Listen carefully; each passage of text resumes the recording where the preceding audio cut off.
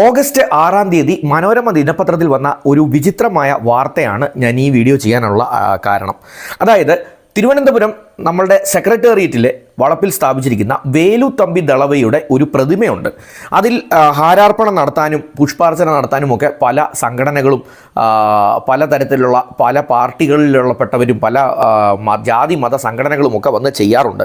ഏതായാലും നമുക്കറിയാവുന്നതുപോലെ വേലുത്തമ്പി ദളവ എന്ന് പറഞ്ഞാൽ തിരുവിതാംകൂർ രാജ്യത്തെ ദളവയായിരുന്ന ആളാണ്. 1802 മുതൽ 1809 വരെ തിരുവിതാംകൂർ രാജ്യത്തെ ദളവയായിരുന്ന ആളാണ്, അല്ലെങ്കിൽ മന്ത്രി മുഖ്യനായിരുന്ന ആളാണ് വേലുത്തമ്പി.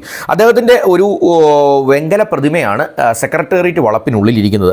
അപ്പം ഒരു പുതിയ മാനദണ്ഡം സെക്രട്ടേറിയറ്റ് നിയമ അല്ലെങ്കിൽ നടത്തിപ്പിൻ്റെ ഭാഗമായിട്ട് അതിൻ്റെ അഡ്മിനിസ്ട്രേറ്റീവ് വിഭാഗത്തിൽ നിന്ന് വന്നിരിക്കുന്ന ഒരു നിഷ്കർഷം എന്താണെന്ന് ചോദിച്ചു കഴിഞ്ഞാൽ, ഈ പ്രതിമയിൽ ഹാരാർപ്പണം നടത്തുന്നതിനും ആദരിക്കൽ കാര്യങ്ങളൊക്കെ നടത്തുന്നതിനുമായി പുറത്തു നിന്നുള്ള ആർക്കും ഇനി മുതൽ അനുവാദം ഉണ്ടാവില്ല എന്നുള്ളതാണ് പുതിയ ഒരു തീരുമാനം. വളരെ വിചിത്രമാണ്. കാരണം സെക്രട്ടേറിയറ്റിൻ്റെ സുരക്ഷ വർദ്ധിപ്പിക്കുന്നതിൻ്റെ ഭാഗമായിട്ടാണ് എന്നാണ് ഈ വൃത്തങ്ങളിൽ നിന്ന് അറിയിച്ചിട്ടുള്ളതെന്നാണ് പത്രവാർത്ത റിപ്പോർട്ട് ചെയ്തിരിക്കുന്നത്.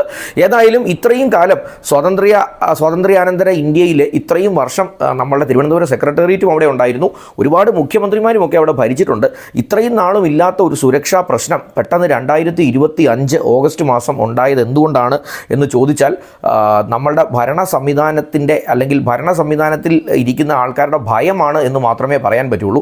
ജനങ്ങളൊന്നും ഈ സെക്രട്ടേറിയറ്റ് വളപ്പിലേക്ക് കയറണ്ട, ഇത് ഞങ്ങൾ തമ്പുരാക്കന്മാരുടെ ഒരു ആണരുളുന്ന പ്രദേശമാണ്, ഇങ്ങോട്ടേക്ക് ജനങ്ങളൊന്നും കയറണ്ട, അവരുടെ കാര്യങ്ങളൊന്നും ചെയ്യണ്ട എന്നുള്ള വ്യക്തമായ ഒരു തീരുമാനമാണെന്ന് മാത്രമേ ഇത് കണ്ടിട്ട് നമുക്ക് മനസ്സിലാവുന്നുള്ളൂ.